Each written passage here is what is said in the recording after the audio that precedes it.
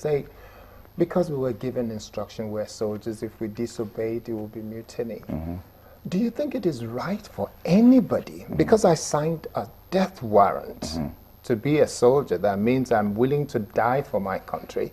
It means that I practically commit suicide when I know the equipment that I have against the opposition is not going to. Do you think that will be right?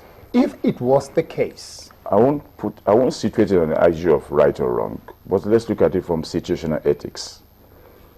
In war situations, if you hold a baby and a baby seems to be crying, you either put your hand on the baby's mouth not to cry in order not to call in enemies to know where you are, or you take the baby away. In the extremes, those babies sometimes are killed.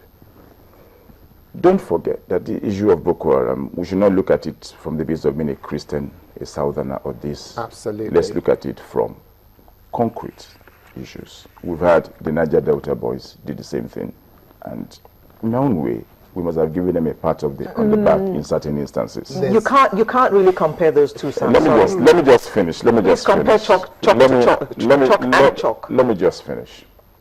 Now, I believe that they have a reason for coming out, be it political, cultural, because if you look at their setting in the local and state governments, have those leaders politically delivered? But when we fail to measure things in the basis of deliverance from governance, and that comes from the presidency down to the local government, then sometimes people have different reasons for fighting. But what I'm coming to is that negotiation with them is not wrong, because between 1978 and 1980, there was this hostage taken. America suffered a lot during the time of Shah era. Ayatollah was then a revolutionary, if we look at it from that point of view now, but then it was classified a terrorist. But when Jimmy Carter was about to leave, or I think after leaving, the negotiation was concluded and Americans were freed. This seems to be a replay of that. Talking with our friends, talking with co-citizens, talking one another that we need to release these girls. As a parent, what is still paining me most is that these girls have gone through a lot of pain psychologically. I don't know the number of them who have been impregnated or raped sexually. I don't know a number of them who have gone through mental torture. If they're released next week, they need to go for therapy. Okay, we'll come to all of that. Now, let me come to Doctor here. Shortly after the girls were taken, we had help from among the most powerful nations in the world. And still, it didn't seem to yield any result. So what changed between then and now that has resulted in where we are now? Well, Alera, before I would go to your question, yes. I do need to say something on the earlier conversation that was had. I think that when we have public debates, we must become a nation of people that enter into debates on basis of empirical evidence. I don't care to be sentimental about my position on these issues of governance. When these girls were abducted, they were abducted midnight of the 14th of April. None of us knew. We had all gone to bed. Yeah. It was not until the afternoon of the 15th of April that the first flash that I got of it was BBC on my Twitter timeline. And I thought, this is strange. Yep. Over 100 and something girls abducted from a school. I thought, But then I said, BBC wouldn't carry this kind of news if it didn't exist.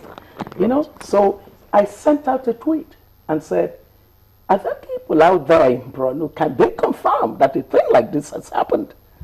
And, you know, it was gradual, but some tweets began to come in saying, oh yes, that it looks like there has been an abduction in a school in Borno. That was the 15th. So I started tweeting to call the attention of people who are part of government who are on Twitter, saying, if these girls have been abducted, our military better go after these people immediately. 15th I tweeted, 16th I tweeted. I think it was by the by the 17th or so that the first acknowledgement happened. And how did it happen? It happened by virtue of a release by the director of information at for the chief of defense, the defense headquarters. And the release said there had been an abduction in a secondary school in Chibok, but all the girls other than 8 have been rescued. Yes. If you went to my Twitter timeline, you would see this whole episode. And when that happened, you know, we were so celebratory. On my Twitter handle, I celebrated the Nigerian military. Guess what happened? In less than a couple of hours, should I continue? Yes. Less than a couple of hours, there was this whole thing. No, it's not true. The girls have not been rescued. And I thought, no, how can it be? Our military cannot tell us that girls have been rescued if they've not been rescued. Young people were like, no, they haven't been rescued. We don't think so. Do you know what followed? A recount of the information that was provided. Again, just in September, news came from our military that girls had been rescued. In fact, I was at on the margins of the United Nations General Assembly in September when that happened. What happened? What followed? A recount. We're talking about empirical evidence. So if anybody should say that we have a measure of doubt, you don't have to consider that criticizing. It is simply evidence-based interrogation. I want these girls back today. I agree with you. Just like many other Nigerians. Good. It is empirical evidence. And surely any attempt at characterizing demand for accountability as personal criticism is a lack of understanding of the nuances of democracy. I agree with you. Okay, let me also ask you then, when some people say that we have to be patient in Nigeria to get results, that things don't happen by just microwaving them and then it heats up, what do you say to that? Because there are quite a few people who criticize that, and there are quite a few who say that yes, we're a nation in a hurry who want results very quickly. How can they possibly say that? 54 years of our existence, our indicators are dismal. We needed to be in much more hurry to make progress on every dimension of life. I don't think we should cut ourselves these kinds of slack. Part of what this mental mode has done to us is to celebrate mediocrity at every level. You have mediocrity outcomes. People are clapping for it. No, we can't do this to ourselves. We must not be a nation of people who are constantly on a race to the bottom. I believe that, you know, if we situated this conversation around what your topic is, I hear people say, oh, why are people not patient? Oh, well, they haven't had to hold any of the parents whose daughters are with the terrorists. If they had to, they would not speak like that.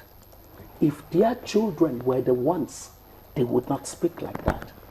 It is too much of a mental agony to have a child experience what has happened. And by the way, you drew inferences from the hostage taking in Iran in the 70s. You know, in all the cases that people sort of offer for comparisons, one thing that is unique is that in our own case, it's the massive scale of the people taken hostage is one. The second, in our territory. In our territory. On that, the nation state was basically being challenged. You can call them terrorists. You can choose not to call them whatever. As far as I am concerned, those people are brutal killers. I agree. They cannot be given the space to operate in our own territory. in the way that it has happened.